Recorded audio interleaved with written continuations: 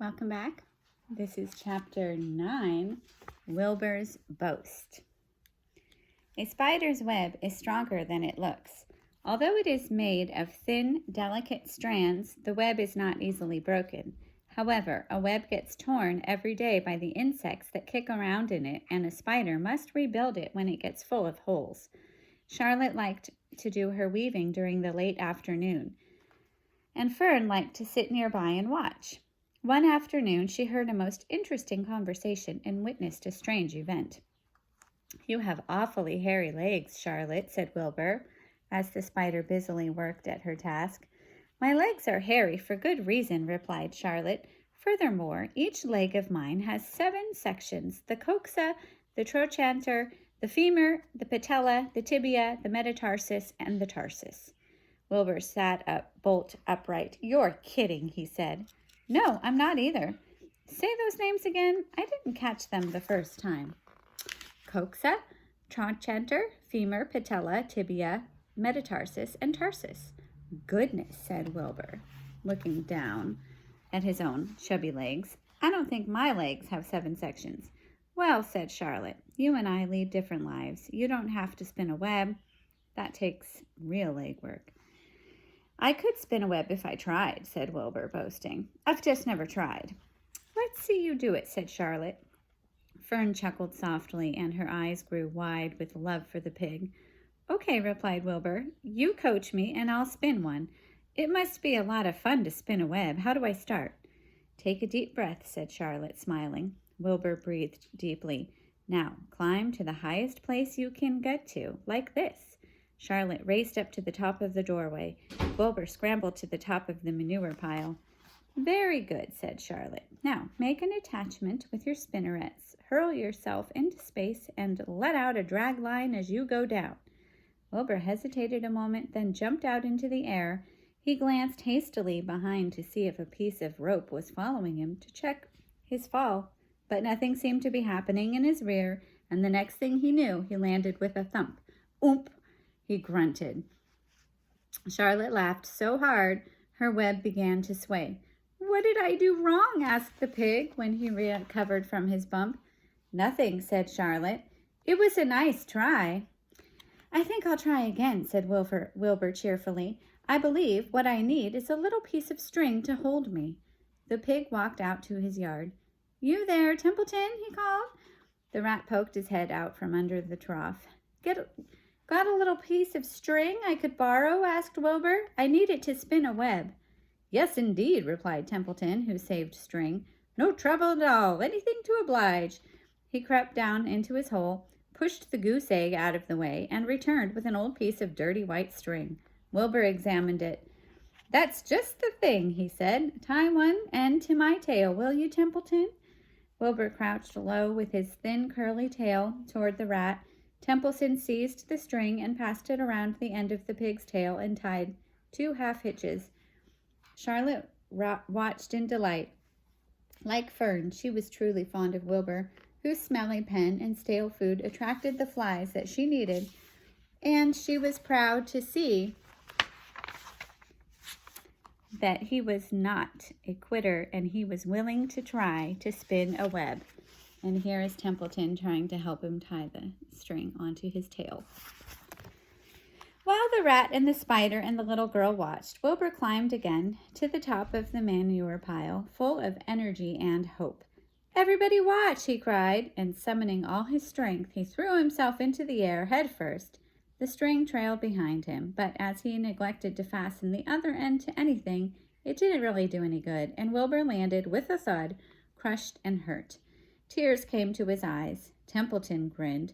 Charlotte just sat quietly. After a bit, she spoke.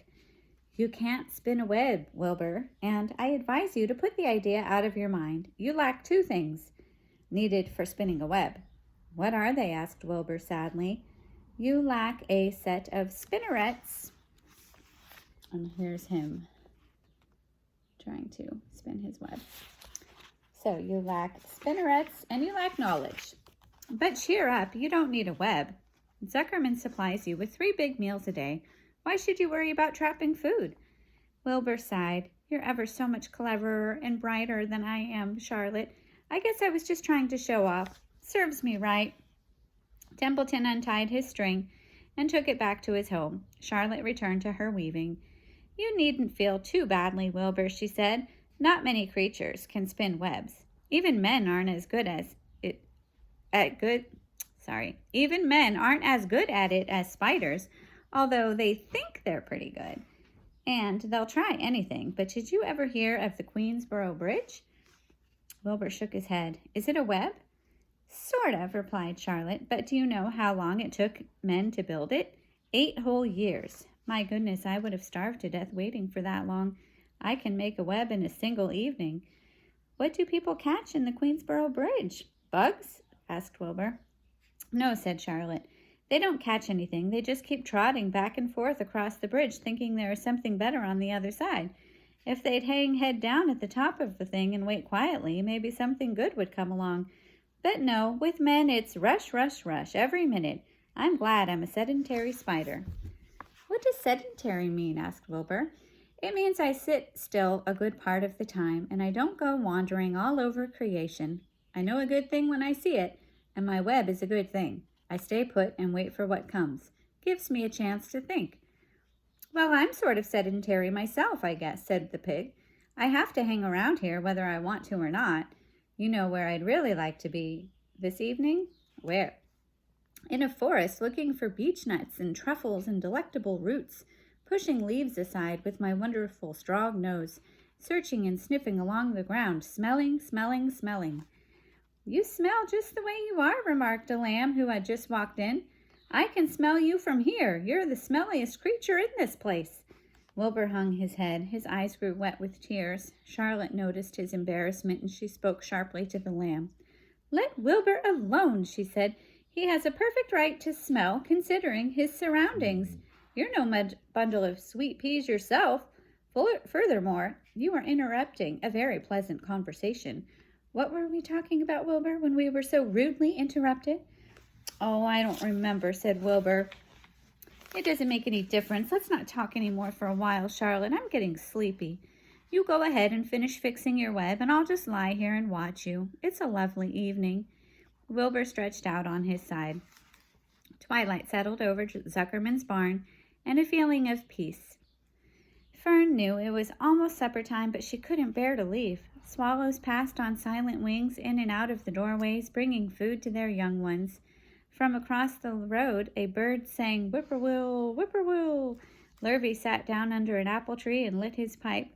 The animals sniffed the familiar smell of strong tobacco. Wilbur heard the trill of the tree toad and the occasional slamming of the kitchen door. All these sounds made him feel comfortable and happy, for he loved life and loved to be a part of the world on a summer evening. But as he lay there, he remembered what the old sheep had told him. The thought of death came to him, and he began to tremble with fear. "Charlotte," he said softly. "Yes, Wilbur?" "I don't want to die." "Of course you don't," said Charlotte in a comforting voice. "I just love it here in the barn," said Wilbur. "I love everything about this place." "Of course you do," said Charlotte. "We all do." The goose appeared, followed by her 7 goslings. They thrust their little neck out and kept up musical whistling, like a tiny troop of pipers. Wilbur listened to the sound with love in his heart. "Charlotte," he said. "Yes," said the spider. "Were you serious when you promised you would keep them from killing me?" "I was never more serious in my life. I am not going to let you die, Wilbur." "How are you going to save me?" asked Wilbur, whose curiosity was very strong on this point. "Well," said Charlotte vaguely, "I don't really know, but I'm working on a plan." "That's wonderful," said Wilbur. "How is the plan coming, Charlotte? Have you got very far with it? Is it coming along pretty well?" Wilbur was trembling again, but Charlotte was cool and collected. "Oh, it's coming all right," she said lightly. "The plan is still in its early stages and hasn't completely shaped up yet, but I'm working on it." "When do you work on it?" begged Wilbur. "When I'm hanging head down at the top of my web. That's when I do my thinking, because then all the blood is in my head." "I'd be only too glad to help in any way if I can." "Oh, I'll work on it alone," said Charlotte. "I can think better when I'm alone." "All right," said Wilbur, "but don't fail to let me know if there's anything I can do to help, no matter how slight." Well, replied Charlotte, you must try to build yourself up. I want you to get plenty of sleep and stop worrying. Never hurry and never worry. Chew your food thoroughly and eat every bit of it, except you must leave enough for Templeton. Gain weight and stay well. That's the way you can help. Keep fit and don't lose your nerve. Do you think you understand? Yes, I understand, said Wilbur. Go along to bed then, said Charlotte. Sleep is important. Wilbur trotted over to the darkest corner of his pen and threw himself down. He closed his eyes. In another minute he spoke. Charlotte, he said. Yes, Wilbur.